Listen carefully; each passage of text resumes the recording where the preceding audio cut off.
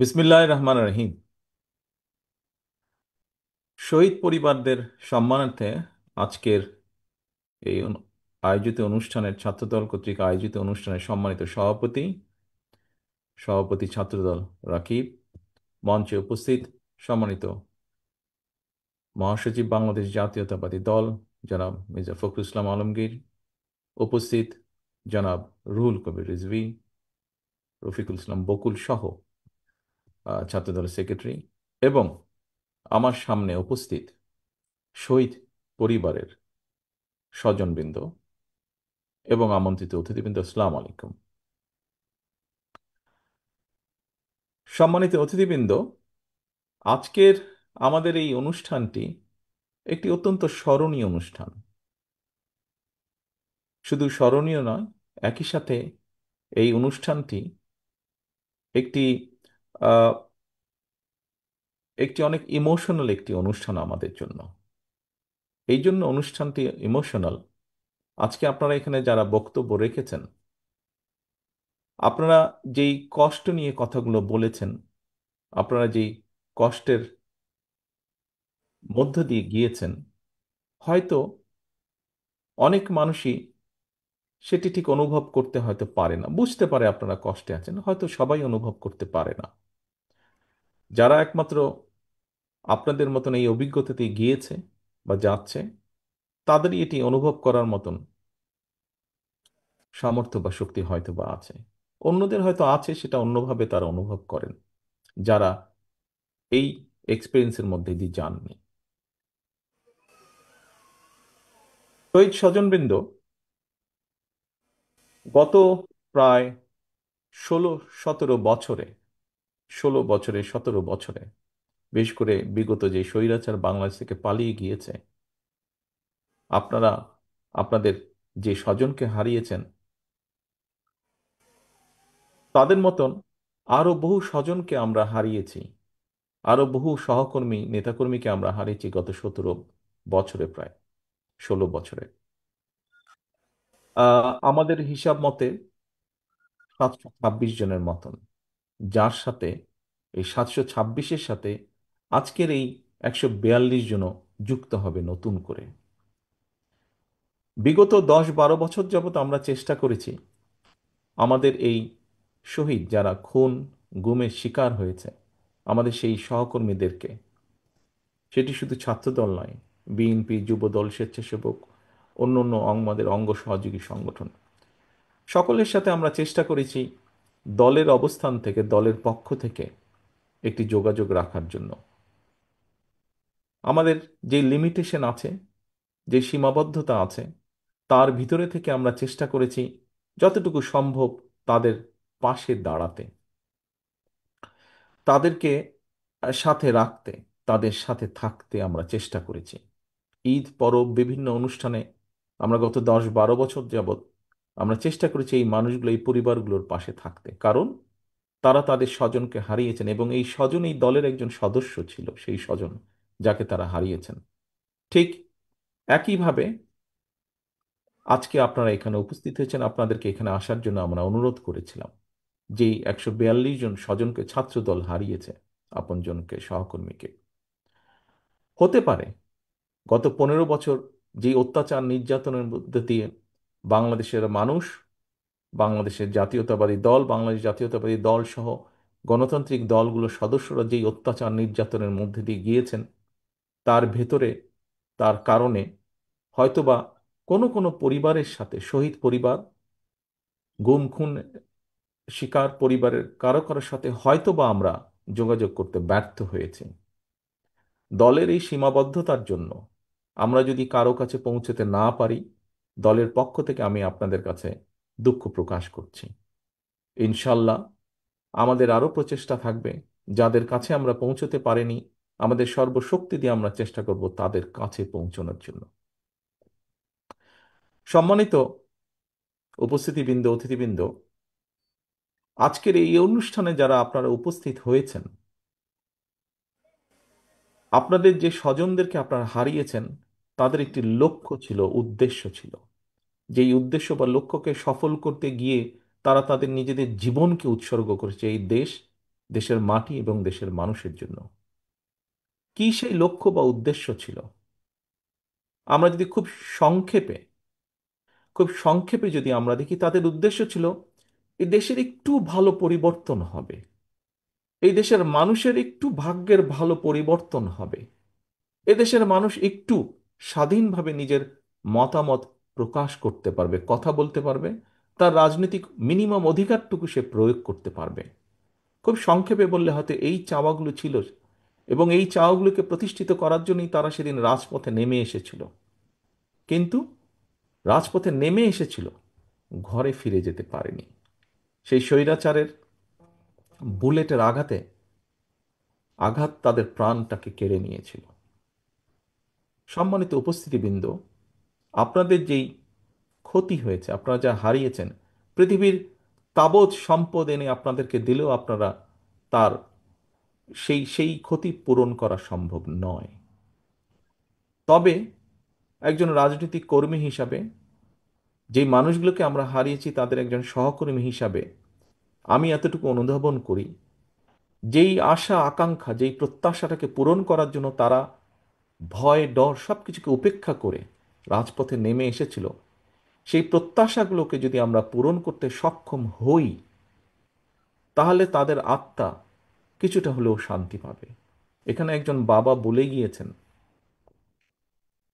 আমরা সবাই একসময় চলে যাব, সেই বাবাটিও চলে যাবেন এই দুনিয়া ছেড়ে একদিন। হয়তো তার সন্তানের সাথে তার দেখা হবে, সন্তান তখন তাকে জিজ্ঞাসা করবে, তোমরা কি করেছো আমরা চলে আসার পরে?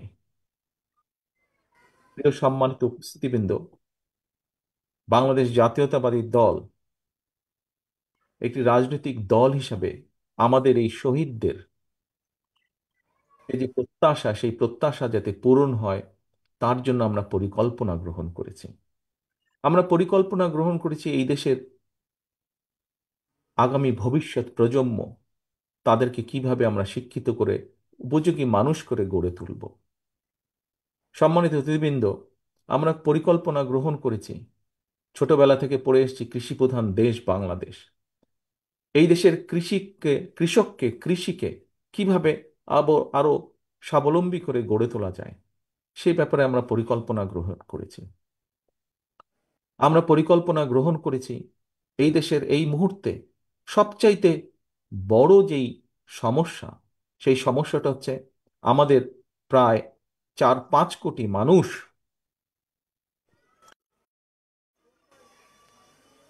4-5 কোটি মানুষ যারা তরুণ, আরো প্রতি বছর লক্ষ লক্ষ যে তরুণ যুক্ত হচ্ছে যেই তরুণ সমাজের সাথে, তাদের কর্মসংস্থান, বেকারত্বকে অভিশাপ থেকে তাদেরকে কিভাবে বের করে নিয়ে আসা যায়, সেই পরিকল্পনা আমরা গ্রহণ করেছি। সম্মানিত অতিথিবৃন্দ, আমরা দলের পক্ষ থেকে পরিকল্পনা গ্রহণ করেছি।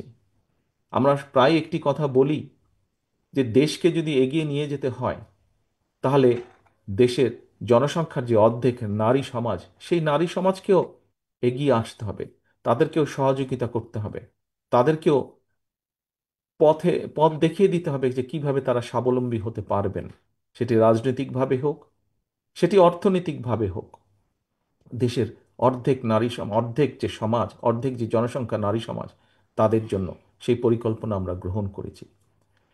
দেশকে, অর্থাৎ আমাদের শহীদরা, তারা যে প্রত্যাশা নিয়ে নিজের জীবনকে উৎসর্গ করেছে, সেই প্রত্যাশাগুলো যাতে পূরণ করতে পারি আমরা, এই দেশের মানুষের সমর্থন নিয়ে একটি গণতান্ত্রিক উপায় সরকার গঠন করতে সক্ষম হলে, সকলকে, রাজনৈতিক দলগুলোকে আমরা বহু আগেই বলেছি যে আমরা সকলকে একসাথে নিয়ে দেশ গড়তে চাই। আমরা অতীতে দেখেছি যে দেশ বিভক্ত করে দেওয়া হয়েছিল, এবং সেজন্যই দেখেছি বাংলাদেশ সহ বাংলাদেশের প্রত্যেকটি প্রতিষ্ঠান কিভাবে ভেঙে চুরে ছারখার হয়ে গিয়েছে। আমরা বিশ্বাস করি যে দেশকে যদি গড়তে হয়, জাতিকে ঐক্যবদ্ধ করতে হবে। এই ঐক্যবদ্ধ করতে হলে পরিশ্রম করতে হবে। দেশকে গড়তে হলে জাতিকে ঐক্যবদ্ধ করতে হবে। ঐক্যবদ্ধ করার জন্য সব প্রকার উদ্যোগ আমরা গ্রহণ করেছি। সম্মানিত অতিথিবৃন্দ, শহীদ পরিবারের সদস্যবৃন্দ, আপনারা এখানে যারা বক্তব্য দিয়েছেন, আপনাদের বক্তব্য থেকে কতগুলো বিষয়, কতগুলো পরামর্শ বেরিয়ে এসেছে। তবে হয়তো বিভিন্ন কারণে আপনারা কিছু কিছু বিষয় হয়তো খেয়াল দিতে পারেননি, সেজন্যই হয়তো বেরিয়ে এসেছে। যেমন বলেছেন জুলাই সনদ, এটি আমরা 3 মাস আগে দিয়ে দিয়েছি। আপনারা বিচারের কথা বলেছেন, বিচারের কথা শুধু আপনাদের কথা না, বিচারের কথা সমগ্র বাংলাদেশের প্রত্যেকটি গণতান্ত্রিক মানুষের দাবি, প্রত্যেকটি গণতান্ত্রিক মানুষের কথা, দাবি এটি। কাজেই কেন আমরা সেটি করব না? অবশ্যই বাংলাদেশ জাতীয়তাবাদী দল যখনই সুযোগ পাবে অবশ্যই নিশ্চিত করার চেষ্টা করবে প্রত্যেকটি হত্যাকাণ্ডের বিচার। এটি নিশ্চিত করার চেষ্টা করবে, কারণ এটি আমাদের কমিটমেন্ট।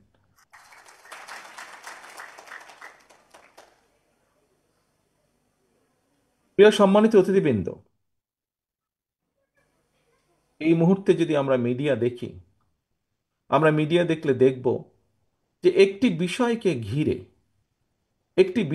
ঘিরে বিভিন্ন রকম কিছু কিছু মেসেজিং করার চেষ্টা করা হচ্ছে, কিছু একটি তৈরি করার, একটি একটি একটি একটি একটি গল্প তৈরি করার চেষ্টা করা হচ্ছে। দেখুন, আমি আমার একটি রাজনৈতিক অভিজ্ঞতার কথা আপনাদের সামনে তুলে ধরতে চাই। এই অভিজ্ঞতা আমার যেমন আছে, এই অভিজ্ঞতা মহাসচিব সাহেবের আছে, এই অভিজ্ঞতা মঞ্চে উপস্থিত রিজভী সাহেবের আছে, এই অভিজ্ঞতা মঞ্চে উপস্থিত আমাদের ছাত্রদলের সভাপতি, সেক্রেটারি, আমাদের ছাত্রবিদের সম্পাদক বকুল সহ অনেক নেতৃবৃন্দের আছে এই অভিজ্ঞতা। কি সেই অভিজ্ঞতাটি? আমরা যখনই বিভিন্ন মানুষের সাথে কথা বলি, এই দেশে আমি যুক্তরাজ্যে আছি, এখানেও যখন বাংলাদেশি মানুষের সাথে দেখা হয়, প্রত্যেকে বিভিন্নভাবে তাদের কিছু কথা তুলে ধরেন। আপনারা যেরকম তুলে ধরেছেন, কেউ বলেছেন প্রশাসনকে এটা বলে দিতে, প্রশাসনকে কঠোরভাবে নিয়ন্ত্রণ করতে অথবা ঠিকভাবে গাইড করতে, কেউ বলেছেন বিচারের কথা। বিভিন্নজন বিভিন্ন পরামর্শ আপনারা দিয়েছেন, এভাবে বিভিন্ন মানুষ পরামর্শ দেয়। সম্মানিত অতিথিবৃন্দ, সকলের কাছে আমি একটি কথা তুলে ধরতে চাই। কেন বিএনপিকে আমরা, বা মানুষ পরামর্শ দেয় কেন বিএনপিকে? কারণ মানুষ একটি জিনিস বিশ্বাস করে বা মনে করে খুব দৃঢ়ভাবে, যে বিএনপি সরকার পরিচালনার অভিজ্ঞতা আছে, ইনশাল্লাহ বিএনপি আগামী দিনে দেশ পরিচালনা করবে। যে যেই কাজটা করতে পারে, আমি এটি তালি বাজানোর জন্য দেইনি, কিন্তু আমি একটি জিনিস বোঝানোর জন্য দিয়েছি, বলছি আপনাদেরকে। অর্থাৎ যে যেই কাজটি করতে পারে, অন্যজন, অপরপক্ষ যদি বিশ্বাস করে যে অমুক ব্যক্তি অমুক কাজটি করতে পারে, করার ক্ষমতা তার আছে, তখন সেই বিষয় সংক্রান্ত পরামর্শ বা তার মতামত সে তুলে ধরে। আপনারা টিভিতে দেখবেন, টক শোতে দেখবেন, বিভিন্ন ব্যক্তি বলেন, হ্যাঁ বিএনপির তো এই করা উচিত, বিএনপির ওই করা উচিত, বিএনপির দেশ নিয়ে এটা করা উচিত, বিএনপির দেশ নিয়ে ওই পলিসি নেওয়া উচিত, বিএনপির ছাত্রদের নিয়ে এই পলিসি নেওয়া উচিত, শ্রমিকদের নিয়ে এই পলিসি নেওয়া উচিত। কেন বলে কথাগুলো? কথাগুলো বলে কারণ যারা পছন্দ করে করে না উভয় পক্ষই স্বীকার করে নিচ্ছে যে আগামী দিনে ইনশাল্লাহ বিএনপি দেশ পরিচালনা করবে। সেই জন্যই বিএনপিকে এই কথা বলে। প্রিয় সহকর্মীবৃন্দ, বিভিন্ন সময় বিভিন্ন পত্রপত্রিকা ইদানিং আমরা দেখছি যে বিএনপি সংস্কারের এটি মানছে না, ওটি মানছে না, সেটি মানছে না। অপরপক্ষে আমরা দেখছি অনেকগুলো দল সব কিছু মেনে নিচ্ছে। আমাদের নেতৃবৃন্দ বলেছেন যে এখানে তো আমরা এসেছি আলোচনা করার জন্য, যদি সব মেনেই নিতে হয় সেটি তাহলে আলোচনার দরকার ছিল কি? সরকার বলে দিত যে এই করতে হবে। কিন্তু আলোচনার জন্যই ডাকা হয়েছে, এবং সেই আলোচনাকে আমরা দেখেছি কিছু ব্যক্তি, তার মধ্যে কিছু মিডিয়ার কিছু অংশ সহ, বলার চেষ্টা করছেন, তুলে ধরার চেষ্টা করছেন যে বিএনপি এটা মানছে না, বিএনপি ওটা মানছে না, আর কেউ কেউ এটা মানছে, ওটা মানছে। সকলের প্রতি সম্মান রেখেই আমি বলছি, দেশ পরিচালনার দায়িত্ব যারা যারা যাচ্ছেন রিফর্ম কমিটিতে, দেশ পরিচালনার অভিজ্ঞতা বা দায়িত্ব বা অভিজ্ঞতা বিএনপি ছাড়া আর কি কারো ওখানে আছে? কারো নেই, আর কারো নেই। কাজে বিএনপি যেটি মানছে এবং যেটি নিয়ে বিএনপি প্রশ্ন তুলছে, বিএনপির অভিজ্ঞতা থেকেই বলছে। কারণ বিএনপি জানে, বিএনপির ধারণা আছে যে কোন কাজটি করলে দেশের জন্য ভালো হতে পারে, কোন কাজটি করলে দেশের জন্য ভালো না হতে পারে। বিএনপির দায়িত্ববোধ আছে, দায়িত্ববোধ আছে বলেই বিএনপির অবজারভেশনগুলো তুলে ধরছে, বিএনপির আপত্তিগুলো তুলে ধরছে। যার কোনো দায়িত্ববোধ নাই তাকে তো যদি বলে যে তোমাকে হিমালয় পর্বত নিতে হবে মাথায়, সে বলবে হ্যাঁ নিবো মাথায়। কিন্তু হিমালয় পর্বতকে তো মাথায় তোলা যায় না। যার দায়িত্ববোধ নাই, কাঁধে যার দায়িত্ব পড়ার কোনো কারণ নেই, কাঁধে যার দায়িত্ব নেবার কোনো কারণ নেই, সে তো সব কিছুই করে ফেলতে পারবে। বিএনপির যেহেতু দায়িত্ববোধ আছে, বিএনপি যেহেতু অভিজ্ঞতা আছে, সেই জন্যই অভিজ্ঞতার আলোকেই বিএনপি যেটা যেটা মনে করেছে দেশের জন্য ভালো, দেশের মানুষের জন্য ভালো হবে, বিএনপি সেটাতে সেটাতে এগ্রি করেছে। বিএনপি যেটাতে যেটাতে মনে করেছে যে আলোচনার মাধ্যমে সংসদে, আগামী সংসদে আলোচনার মাধ্যমে করে ফেলা যাবে, কাজটি আলোচনার মাধ্যমে আমরা করব, বিএনপি সেভাবেই প্রস্তাব উপস্থাপন করেছে। আজকে দেখুন, জুলাই সনদ নিয়ে আপনারা কথা বলেছেন, জুলাই সনদ নিয়ে বাইরে কথা বলেছে, কিন্তু কেন কেউ বলছে না সরকার থেকে, কেন বলছে না? ঠিক আছে, জুলাই সনদ তো এর কি ব্যাপার স্যাপার, এগুলো তো বিএনপি 3 মাস আগেই জানিয়ে দিয়েছে। কেন বলছে না? কেন কিছু কিছু দল পুরো বিষয়টিকে ভ্রান্তভাবে উপস্থাপনের চেষ্টা করছে? যে ঘটনাটি ঘটে গেছে পুরনো ঢাকায়, যে ঘটনাটি ঘটে গেছে, যে ছেলেটি মারা গেছে বরঞ্চ তার সাথে হয়তো যুবদলের সম্পর্ক আছে, কিন্তু যে খুন করছে বা যে হত্যা করছে তাকে তো অন্য জায়গা থেকে, আমরা যেটা খবর পেয়েছি, অন্য জায়গা থেকে নিয়ে আসা হয়েছে। তাকে তাকে ধরা হচ্ছে না। ধরা হলো, অন্যদেরকে অ্যারেস্ট করা হলো, তাকে ধরা হচ্ছে না। কি, তাকে আসামিও পর্যন্ত বোধহয় করা হয়নি এখন পর্যন্ত। কেন হয়নি? কেন ধরা হচ্ছে না? আমাদের পক্ষ থেকে তো একবারও বলা হয়নি যে তমুককে ধরা যাবে না, অমুককে ধরা যাবে, একবারও তো এই কথাটি বলা হয়নি।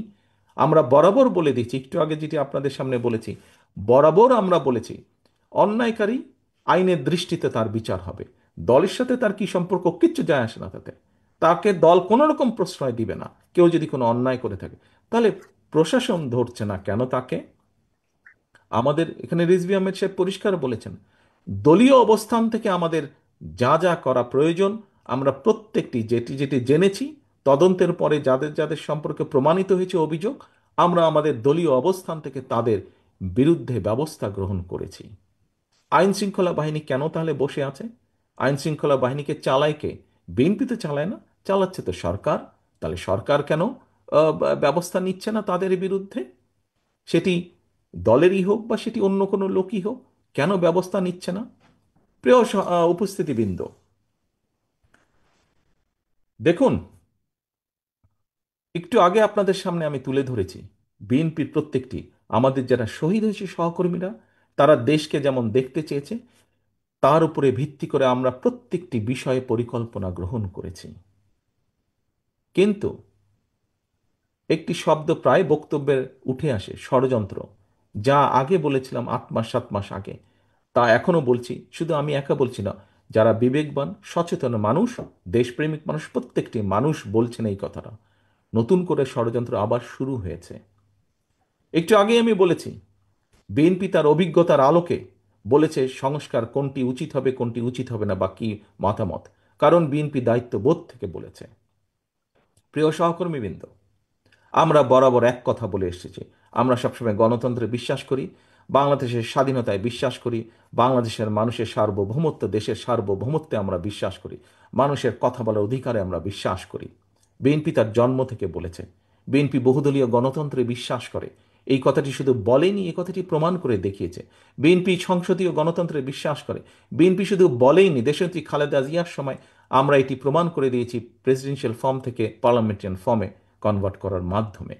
বিএনপি এই কাজগুলো যেগুলো বিশ্বাস করে, বিএনপি প্রমাণ করেছে বিভিন্ন সময় কাজের মাধ্যমে বিএনপি যা বলে। কিন্তু আমরা কি দেখেছি? অনেকগুলো রাজনৈতিক দলকে আমরা দেখেছি, কারো সাথে আমরা দেখেছি, কারোর ব্যাপারে আমরা দেখেছি স্বাধীনতা যুদ্ধের সময়ের ভূমিকা।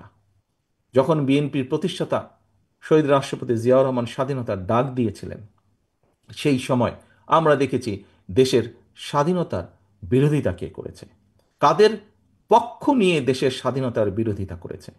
আবার আমরা দেখেছি কোন রাজনৈতিক দলের সদস্য এই দেশের মানুষকে যুদ্ধের ডাক দেয়নি, বরং ডাক দেওয়ার দায়িত্ব তাদের ছিল, কিন্তু ডাক না দিয়ে আমরা দেখেছি সবাই মিলে গিয়ে কোনো একটি দেশে লুকিয়েছিল বা আশ্রয় নিয়েছিল।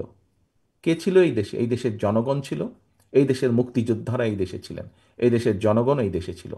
এবং সেই মুক্তিযোদ্ধাদেরকে যারা মুক্তিযুদ্ধ করেছেন তারা বিভিন্ন সেক্টর কমান্ডারের অধীনে মুক্তিযুদ্ধ করেছেন।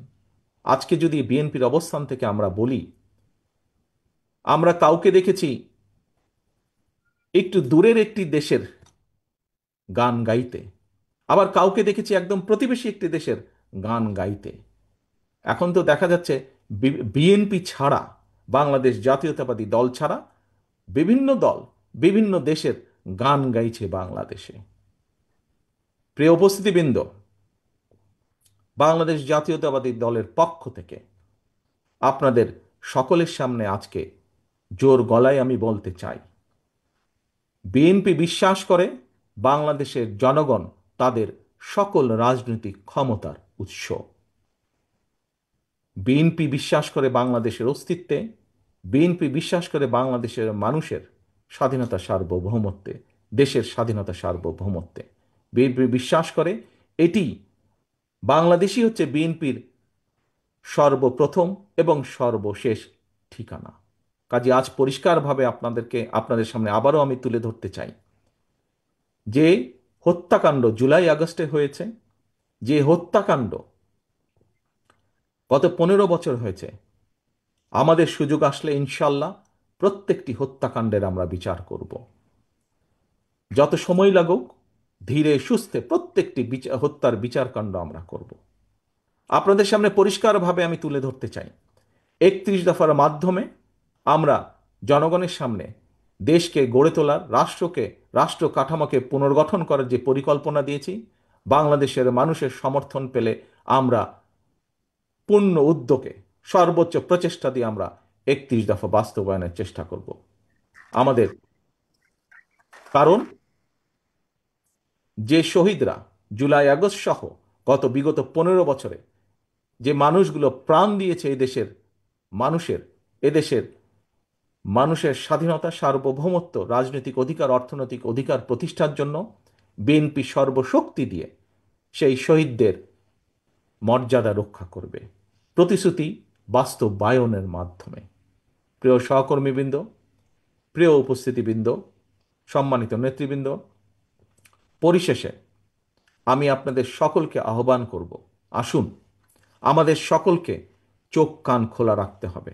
আমাদের যে আন্দোলন, আমাদের যে যুদ্ধ ছিল গণতন্ত্র প্রতিষ্ঠার, মানুষের অধিকার প্রতিষ্ঠার, সেই যুদ্ধ কিন্তু এখনো শেষ হয়ে যায়নি। একটি হাদিস দিয়ে আপনাদের সামনে থেকে আজকে আমি বিদায় নিতে চাচ্ছি। একটি হাদিসে বলা হয়েছে, কোনো ব্যক্তির মিথ্যাবাদী হওয়ার জন্য এতটুকুই যথেষ্ট যে সে যা শুনে সত্যতা যাচাই না করে তাই প্রচার করে বেড়ায়। প্রিয় সহকর্মীবৃন্দ, সম্মানিত উপস্থিতিবৃন্দ, আমরা অনেককেই আজকে ধর্মীয়